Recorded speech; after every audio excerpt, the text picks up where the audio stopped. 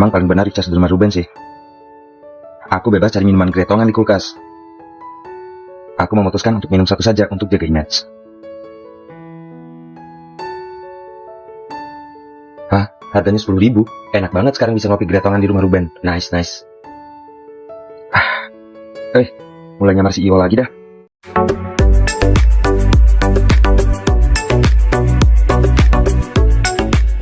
Di kasus Wenda ini tentang 200 juta itu, gue aneh banget lihat wanita Indonesia yang mereka itu memuja uang sampai sebegitunya. Lo boleh cari laki kaya, tapi lo nggak boleh merendahkan diri lo kayak bilang, gue kalau dikasih 100 juta, laki gue giniin, gue gituin.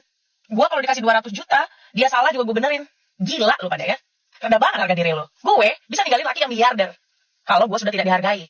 Kalau gue punya uang 200 juta sebulan, biasa aja menurut gue, biasa aja. Apalagi di kalangan selebriti, ya ampun.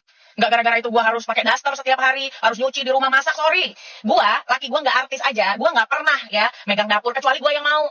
Karena apa, di rumah gue ada ART, ada mbak, ada tukang taman, ada tukang galon yang ngantar. Ngapain gue ngangkat-ngangkat galon? Inilah ya tipikal wanita Indonesia. Makanya kalian, yang istri-istri pertama itu banyak banget merendahkan diri kalian.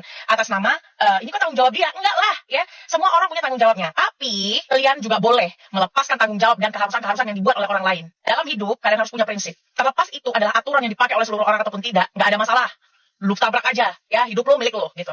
Terus buat laki-laki yang gue kan ngasih dia sekian, gue kan ngasih dia sekian. Lo yang ngomong begitu, gue harus bilang kalau lo encong ya. Kalau gue punya laki begitu, gue lupa ya, ngerti gak lo? Satu lagi, gue juga seumur hidup nggak pernah dirinci ya, nggak pernah. Gue kalau ada laki yang merinci gue kasih broklat biar main seret, tau nggak? Sansabella apa Sansabella? Iri, bilang bos, udah capek-capek, keringat dingin, ngabela CEO, nggak taunya nggak diundang di pagi-pagi amja. Lu cemburu karena Lisa Mariana undang di pagi-pagi amja. Tuh, bagaimana? Tenang aja, kalau Tuhan udah berkehendak, lu bakal diundang di pagi-pagi amja. Sapa, sapa. Sabar banget. Hey Zenzi Cumai. Kalau mau menyikapi persoalan si S dan R ini, bersikaplah bijaksana, Zenzi. Jangan asal-asal ngomong, asal-asal bicara, memojokkan sebelah pihak.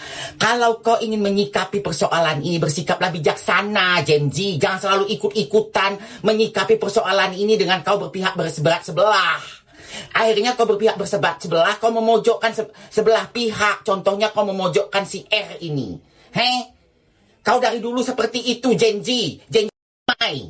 Kau dari dulu seperti itu, kuperhatikan. Aku nggak kenal kau, tapi aku menyikapi apa yang kau ucapkan di media sosial ini. Memojokkan sebelah pihak untuk menyikapi persoalan si S dan R ini. Muncung kau tuh, Zenzi.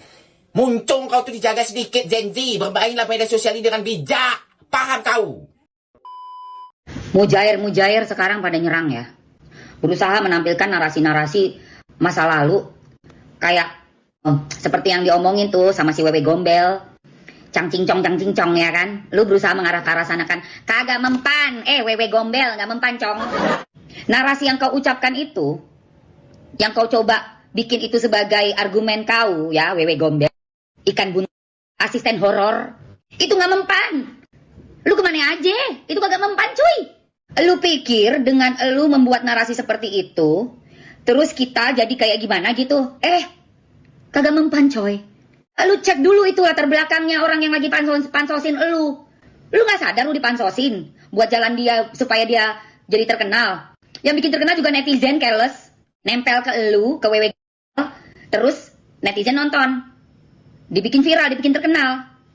Cek dulu latar belakang desa. Ntar tahu-tahu lu ketemu Hom Pimpa Alayum Gambreng ya. Hom Pimpa Alayum Gambreng. Po Ija pakai baju rombeng. Hom Pimpa Alayum Gambreng. Dan sekarang topik yang dibicarakan oleh Mbak Sansa terkait postingan Betran kemarin. Namun sebelumnya kita review dulu dua statement dari Mbak Sansa Bella ini.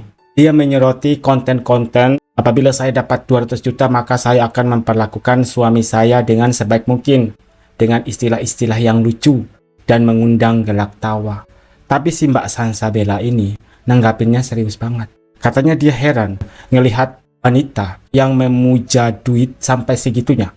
Dan di sini pun saya heran ngelihat ada sosok perempuan yang menganggap semuanya itu terlalu serius. Apakah beban hidupnya terlalu berat? Sampai-sampai konten lucu ini malah ditanggapi serius. Katanya pengeluarannya itu nggak pernah dirinci. Ya mungkin saja karena nominalnya kecil mbak, jadi nggak perlu dirinci. Beda dengan uang nafkah bulanan yang diberikan oleh Ruben Onsu kepada anak-anaknya, nominalnya 200 juta rupiah, bahkan terkadang lebih loh mbak. Jadi nggak bisa dibandingkan di sini antara Anda dan keluarganya Ruben Onsu. Seperti yang saya bilang tadi, sekarang sasarannya itu diduga ditujukan untuk veteran. Story pertama dari Mbak Sansabella, menurut gue anak angkat nggak perlu didengerin, bahkan nggak perlu dianggap karena ini urusan prinsip, apalagi sampai bahas soal melarang orang memperkuat keyakinannya dan takut anak kandung terikut. Seorang ibu pasti mau anaknya tak terpengaruh. Toleransi pun seperti itu. Si Konyo bisa bicara begitu karena bukan anak kandung. Gara-gara veteran bukan anak kandung, tapi dianggap sepele loh sama Mbak Sansabella. Katanya nggak usah dengerin apa kata si Konyo. Dia memberikan pesan kepada SW, nggak perlu mikirin kata-kata si Konyo. Bahkan dia meminta kepada SW, tolong kasih tahu si Konyo kalau sekarang dia bukan lagi anaknya SW, tapi orang lain. Dan jangan anggap dia anak lagi karena menurut gue, dia itu diangkat untuk kepentingan pribadi si Oma. Menurut dugaan pemikirannya Mbak Sansabella, Ruben Onsu mengangkat veteran sebagai anak asuh untuk kepentingan pribadi. Nilai-nilai kemanusiaan sudah dikesampingkan oleh Mbak Sansabella atas rasa kasihan dari Ruben Onsu, chemistry yang luar biasa antara Ruben Onsu dan veteran Putra Onsu yang memantapkan hati Ruben Onsu untuk mengangkat veteran jadi anak asuh. Sekarang mereka kelimpungan mau dilaporkan juga ke KPAI atas child grooming. Makanya mau nggak mau si Konyo ikutan nyerang. Katanya takut dilaporkan ke KPAI. Bukannya kebalik Mbak Sansa? Kan Ruben Onsu yang merencanakan hal ini. Kok bisa-bisanya mau nggak mau Onyo dipaksa untuk ikutan nyerang? Onyo ikutan nyerang itu tidak berarti untuk membenci dan menyerang bundanya. Tapi dia hanya membela Ruben Onsu, yang menurut veteran ini sudah sangat keterlaluan dan perlu diluruskan. Gue mendukung si tante jagain kakaknya dan ponakannya. Kalau digambar pasti ada alasan katanya. Jangankan alasan lain, dia cumi-cumi bundanya. Jijai banget, pengen toyor. Gak cocok karena diangkat bukan dari bayi. Jadi geli. Oh, Mbak Sansabella gak ngikutin perjalanan veteran dari awal ya. Veteran itu tipikal anak yang physical touch. Dan bukan hanya ke bundanya saja dia berperilaku seperti itu. Ke semua orang Mbak Sansabella, kayaknya Konyo cemburu sama CEO. Soalnya nggak bisa cumi-cumi sama bundanya lagi. Anda nggak tahu ya, veteran sekarang punya pacar baru loh. Cantik sekali orangnya. Bagaimana Anda bisa menduga-duga? Dan apakah sesuai dengan perkataan netizen? Orang ini asal bunyi. Yang penting nimbrung. Biar semakin naik namanya dan berharap diundang di acara TV. Kita tunggu apakah si mbaknya ini bakal diundang oleh televisi atau jalan di tempat. Tapi nyinyirannya bocil itu kayak ada aroma cong-congnya gitu ya. Kemarin gue udah mau bahas ke topik utama dan serius edukasi. Edukasi apa yang mau disampaikan oleh Mbak Sansabella? Edukasi apa kira-kira yang mau disampaikan oleh Mbak ini? Dan pertanyaan untuk kalian para penonton, apakah kalian merasa teredukasi dengan viti-vitinya Mbak Sansabella ini? Atau sebaliknya, tolong tulis di kolom komentar karena kita juga pengen tahu apakah si mbaknya ini bisa mempengaruhi orang lain untuk teredukasi dengan statement-statementnya dalam setiap VT atau tidak. Malah dinyalain lagi. Malah nantangin mau bongkar-bongkaran juga. Yang pertama, mbak ini gak ada hubungannya dengan keluarga Ruben Onsu. Veteran ada. Veteran ada hubungannya, ada kaitannya, dan menjadi salah satu orang penting di keluarga Ruben Onsu dan SW. Jadi walaupun dia anak asuh, dia berhak untuk speak up. Lah Anda siapanya Ruben? Anda siapanya SW? Katanya mau mengedukasi lah, mau bahas ke topik utama. Statement selanjutnya, mereka sekarang bawa isu agama. Pakai bilang SW nggak toleransi. Mereka mau memainkan emosional mayoritas. Apalagi postingan si Changchong ibadah mulu dengan alasan pengen jadi lebih baik. Nah, diduga di sini serangan ini ditujukan kepada Ruben Onsu. Masih ingat kan dugaan rekam jejak dari Mbak Set ini? Dan terkait pernyataan dari Yolo ini bahwa si mbaknya ini mantan ini. Dan hal itu juga diperkuat oleh si Galih. Anak sama ibu dan punya pasangan seiman bisa ibadah bareng-bareng sempurna sekali. Kalau si Konyo mau toleransi ya sekalian aja ikut. Kocak ini. Coba kalian baca kalimat itu. Kalau Konyo mau toleransi ya sekalian aja ikut. Kok toleransi dikaitkan dengan mengikuti ajaran ayahnya? Toleransi kan menghormati pemeluk agama lain, menghormati ibadah orang lain, dan semua yang terkandung di dalamnya, yang ada hubungannya dengan kepercayaan seseorang. Kok malah nyambungnya ke sini? Ya sekalian aja mau ikut. Udah nggak ngerti lagi dah. Kok jadi bawa-bawa isu agama? Ya si Konyo, tahi nih anak lama-lama. Gue baru tahu si Konyo usianya 21 tahun. Bukan anak-anak, gue pikir masih bocil. Udah pandai kau bermain isu sara. Gue udah dari dulu melawan manusia-manusia yang membawa isu agama di kepentingan pribadi. Kau siap-siap kalau gue serang ranah di sana. Followers gue udah berkarat ngikutin gue dan mereka tahu. Di sini dia merasa diri paling hebat, paling pintar, paling cerdas, paling jenius, dan semua orang bisa dikalahkan olehnya. Modelan si Konyo itu bisa dibeli prinsipnya. Waduh, seharga berapa kira-kira prinsip dari si Konyo ini ya? Pengen tahu deh harganya berapa. Memuja dunia sampai apa yang dilakukan. Yang penting dia disukai orang. TOLOL biar terkenal.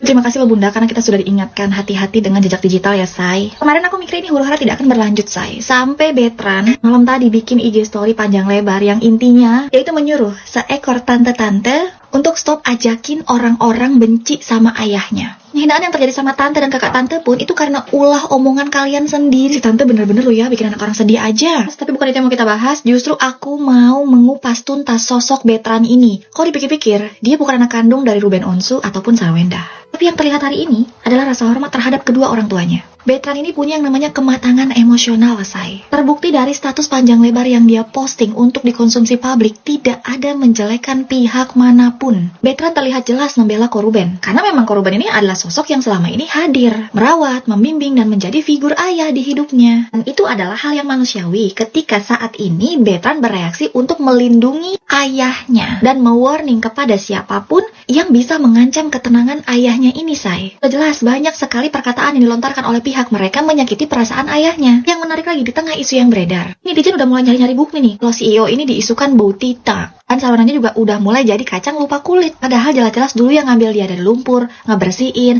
ngerawat, itu Koruben. Lagi-lagi aku salut sama Betran. Padahal ya, Say, kalau orang lagi sakit hati atau lagi marah yang sampai mendidih gitu, Say, biasanya bentuk ekspresi kekesalannya itu dengan membuka semua hal yang dia tahu sampai ke aib-aibnya dipublikasikan. Tapi Betran ini lebih pilih diam dan nunjukin kalau dia itu punya batasan untuk tidak diinjak-injak. Yaitu bener-bener nunjukin sosok anak yang bertanggung jawab, yang tahu menempatkan dirinya, dan berusaha menjaga hubungan baik kepada orang-orang yang pernah merawatnya. Sementara, untuk konflik yang sedang ramai diperbincangkan, waktu tante ngepelintir ceritanya sedemikian rupa, atau kakaknya ngebayar buzzer yang banyak, menurutku netizen kita nggak sebodoh itu ya, Say. Kita juga pada pintar ya, Say. Siapa yang lebih milih diam, kembali kepada Tuhannya, dan siapa yang terus menggiring opini. Sekali lagi, saya sangat mengapresiasi sikap dewasa yang dilakukan oleh Betran ini. Aku padamu pokoknya.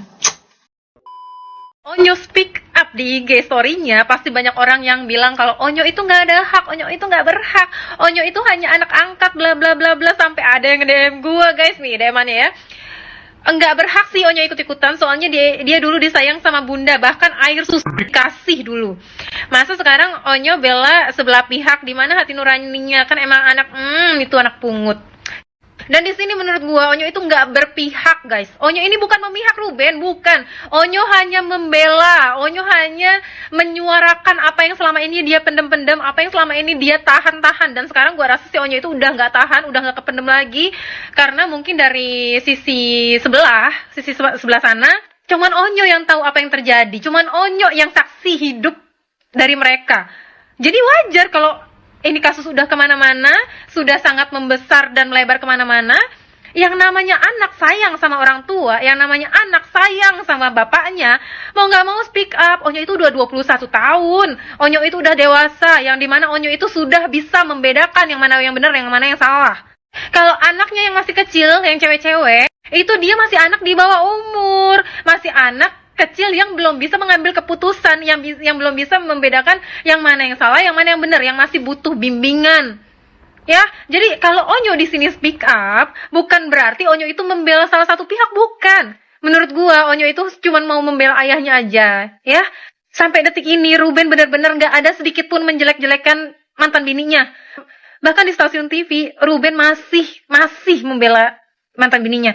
Sampai Ruben bilang, gua kenal kok sama bundanya anak-anak. Gua kenal sama ibunya anak-anak. Dia kalau nggak ada yang kompor-komporin, dia nggak mungkin kayak gitu. Menjelek-jelekan di mana?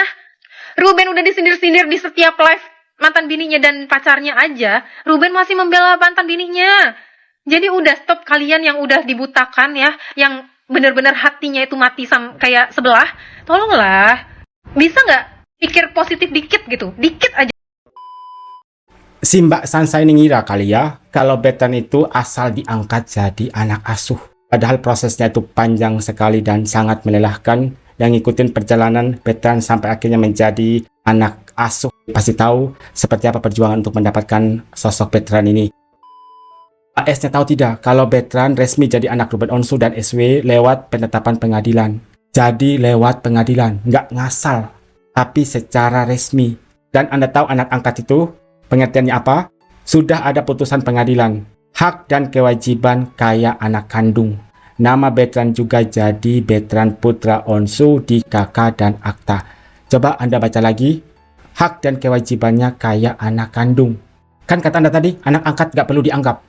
Anda salah besar. Justru Betran di sini mempunyai hak dan kewajiban seperti anak kandung dari Ruben Onsu dan SW. Kalau status Betran sudah jadi anak angkat, sah lewat penetapan pengadilan. Haknya sama persis kayak anak kandung di mata hukum Indonesia. Mbak Sansa tahu atau tidak? Yang pertama, hak sipil atau keluarga.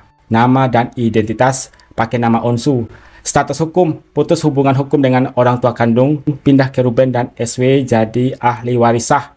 Ruben dan SW jadi wali sah. Semua urusan sekolah, paspor, nikah, dan lain-lain yang tanda tangan mereka. Hak ekonomi, ahli waris punya hak waris sama kayak Talia dan Tania. Kalau Ruben dan Sarwendah wafat, Betran dapat bagian warisan sesuai undang-undang. Nafkah wajib dinafkahi, disekolahin, dijamin kesehatan sampai dewasa atau mandiri. Ada hak pendidikan, sekolah, BPJS, asuransi, semua ditanggung orang tua angkat, sama kayak anak kandung. Bagaimana bisa Anda mengatakan postingannya Betran nggak usah ditanggapin? Bagaimana bisa Anda mengatakan hal itu? Dan ada komentar di sini dan sepertinya orang ini kompor ya. Kompor meleduk. Dulu ibu kandungnya saja dijelek-jelekin sampai dihujat. Sekarang giliran ibu angkat juga dibuat seperti begitu. Jangan lupa doa seorang ibu yang kamu buat itu nanti kamu akan terima. Waduh, Mbak Eca _94 si paling tahu segalanya. Katanya Betran ngomongin ibu kandungnya. Kalau ngomongin orang lain itu di belakang, bukan di depan. Anda tahu tidak cerita dari Betran Putra Onsu? Jadi waktu dia kecil di Cancar, Manggarai, Betran itu kurang mendapatkan kasih sayang yang setara dan diperlakukan berbeda dengan saudara kandung lainnya oleh ibu kandungnya. Dan masa kecilnya, Betran itu tinggal bersama opa-omanya di Cancar, Manggarai. Dan kalau kejadian itu terjadi pada Anda, apa yang Anda lakukan? Dianaktirikan. Ada perlakuan yang berbeda antara Anda dengan saudara-saudara Anda yang lainnya. Betran kan hanya menceritakan apa yang sebenarnya terjadi. Jadi bukan dalam konteks lagi ngomongin ibu kandungnya. Dan sekarang Anda berkata Betran membuat SW dihujat se-Indonesia. Salah satunya karena Betran yang speak up, membongkar dugaan perlakuan dan apa yang mereka lakukan kepada Ruben Onsu dan Betran Putra Onsu.